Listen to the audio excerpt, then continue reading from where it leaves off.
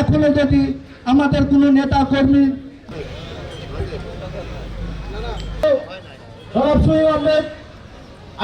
আজকে আসলে খুবই আনন্দ লাগছে। দীর্ঘ 18টা বছর পর আমার এই মাতৃভূমি 6 এবং 7 এখানকার মুরব্বী ইয়ং জেনারেশন সবাইকে নিয়ে আজকে কুষ্টিয়া জেলা বিএনপির সম্মানিত সদস্য আহ্বায়ক কমিটি হওয়ার কারণে আজকে যে সংবর্ধনা আমাকে দিচ্ছে, এটা আমার জীবনের সবচেয়ে বড় পাওয়া।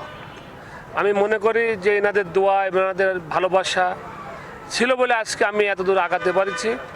আশা করি আগামী দিন এনাদেরকে সাথে নিয়ে শহীদ জিয়া রহমানের আদর্শভিত্তিক দল জাতীয়বাদী দল বিএনপির পতাকলে থাকব এবং শহীদ জিয়া রহমানের যে 29 দফা ছিল সেই দফাগুলো বাস্তবায়ন করার জন্য আমি আজীবন চেষ্টা করব কাজ করার জন্য সততার সাথে।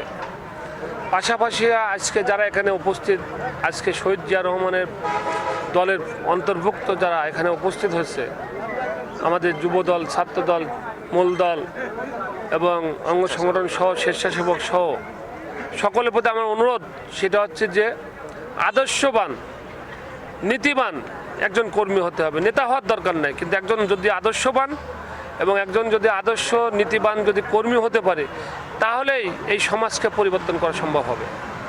আমরা মাদককে উচ্ছেদ করার জন্য সবাইকে আমি অনুরোধ করব যে আমাদের ইয়ং জেনারেশনকে যাতে ধ্বংসের মুখে না যায় সেজন্য সবাই একতাবদ্ধ হয়ে মাদকের বিরুদ্ধে জিরো টলারেন্স আনতে হবে। মাদককে আমরা না বলবো, পাশাপাশি আমরা ক্রীড়াকে সমর্থন দেব, বিশেষ করে ফুটবল, ক্রিকেট, ব্যাডমিন্টন যে সমস্ত খেলাগুলো আমাদের এখনও প্রচলিতভাবে আছে সেই খেলার দিকে আমরা অগ্রসর হব। যুব সমাজকে খেলাধুলার ভিতরে আনব যাতে মাদকে আসক্ত না হয়। বাংলাদেশ জাতীয়বাদী দল বিএনপির যারা আজকে কমিটিতে, বিশেষ করে আহ্বায়ক কমিটিটা আমাদের আহ্বায়ক এবং সদস্য সচিব, তাদের নির্দেশনায় সদর থানা সহ বিভিন্ন থানা ইউনিট, উপজেলা ইউনিট এবং পৌর ইউনিটগুলো নতুন করে কমিটি আসবে। সেই কমিটিতে আমি মনে করি যারা দীর্ঘদিন ত্যাগী নেতা আছে সেই ত্যাগী নেতাদেরকে মূল্যায়ন করা হবে।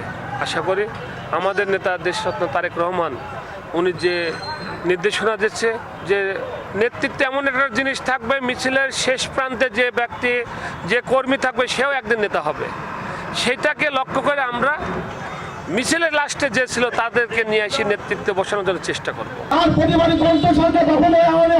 আমি ধন্যবাদ জানাই ঐক্যবদ্ধ থাকার জন্য। আমাদের আব্দুল মাজেদ রাজনীতি জীবনে অনেক চড়াই উতরাই পার করছে, জীবনে রিস্ক নিয়ে অনেক সংগ্রাম প্রতিরোধ করছে, এই সরকারের বিরুদ্ধে অনেক নেতাকর্মীর সাথে নিয়ে ঝাঁপিয়ে পড়ছে। তার নেতৃত্বে আমাদের কুষ্টিয়া সদর এমনকি কুষ্টিয়া জেলার 6টা থানাতেই উনি ভূমিকা রাখছে। কোবরাট দোস্তপাড়া গ্রামের কৃতি সন্তান হিসেবে আমরা তাকে সম্বোধনা দেওয়ার জন্য একমত হই এবং আমাদের 2টো ওয়ার্ড মিলে সবাই সম্মতিক্রমে এক হয়ে আমরা তাকে সম্বোধনা অনুষ্ঠান দিচ্ছি বা তাকে সম্মানিত করছি। এইটা আমার মনে করছি যে সম্মানের উপযুক্ত, এই জন্য আমরা তাকে সম্মানিত করলাম। উপস্থিত আছেন 6 নম্বর ওয়ার্ড বিএনপি। আমরা আজকে যাকে সম্বোধনা দিচ্ছি জনাব আব্দুল মাজেদ।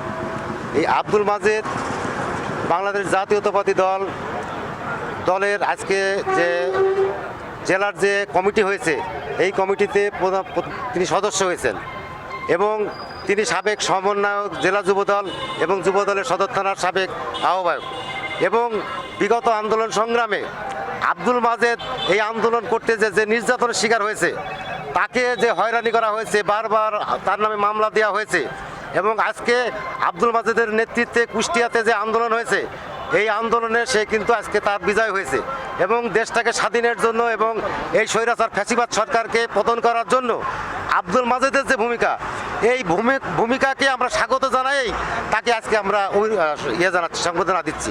আশা করি আগামীতে মাজেদের নেতৃত্বে কুষ্টিয়া জেলা বিএনপি শক্তিশালী হবে এবং ঐক্যবদ্ধ হবে।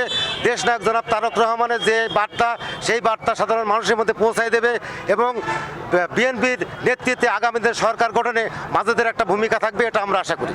তাকে আমরা তো মনে করেছিলাম যে অলঙ্কার, যুব সমাজের অলঙ্কার।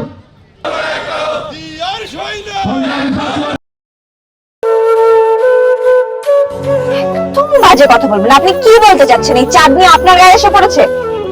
আজে বাজে সব কথা। তোমার নাম তো উজান চৌধুরী, কিন্তু আপনি কে? আমারে তোমার চেনার কথা না, তোমার দাদার আমলের মানুষ। আমার নাম সাজপাতি। চাঁদনি, আবার কবে দেখা হবে? আমি ওসমান। তুমি তো দেরি করে এলে কেন? আমি তো এই ফার্স্ট টাইম এখানে এলাম। আমি তোকে অনেক বছর ধরে খুঁজে বেড়াচ্ছি। এই সব কিছুর জন্য তুই দায়ী।